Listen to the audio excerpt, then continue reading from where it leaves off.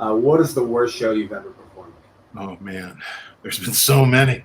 Um, that probably the worst show I ever did. We were doing a benefit show for a place that had burnt down, and it was an animal shelter, and it was up in North County, and it was me um, and three other comics, and it was in a big theater, and probably about 350, I think, is what it sat, and they had a big like movie screen, and they were showing like what the future was going to be as they rebuilt this place on the screen, like their vision was, and then before they brought us, they showed the fire and the tragedy of the place burning down, and centermost was the carcasses of dead animals smoldering on screen, on this huge screen, right? So we're like, oh my God, like this is, what are we gonna do? But that wasn't the topper. And then they brought on stage, I don't know if I can say what the political correct term is, a little person, okay, in a wheelchair, okay, who had a month to live and was dying of cancer. And she was let out by a dog that pulled the wheelchair. Oh no. The dog had been rescued from the fire. And then she wanted to tell how she was dying and had a month.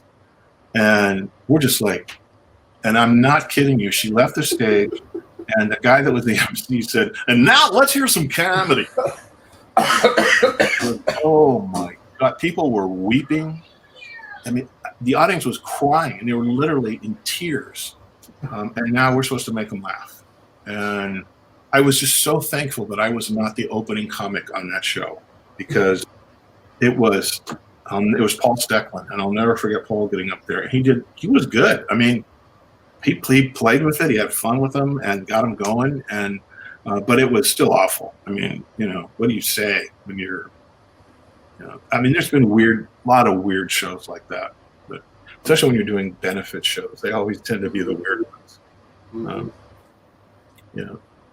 Yeah, because they don't understand. No, either the sound doesn't work or the lighting doesn't work, or they put somebody up in front of you. We did one for I can't remember the name of the foundation, but they said, we have a comedian, he's a paraplegic, we'd like to bring him up first before you guys go on. He's only going to do about 10 minutes worth of material. He'll open the show and that'll get everybody connected because they know exactly, who this guy is. They're all going to love it. Well, he was like Stephen Hawking's, where he had to do that, this is the way we're, and he blew into a straw kind of thing.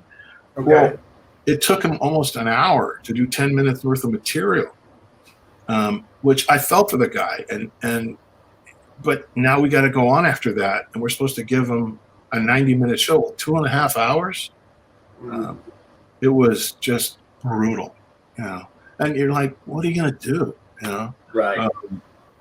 And I mean, that's horrible for me to say anything about it like that. But at the time, if you're the comic going on stage after that, and somebody's been up there literally an hour, and the guy that's organizing is like, well, he's got, and we're like, yeah, we get it. Do you still want us to do our time?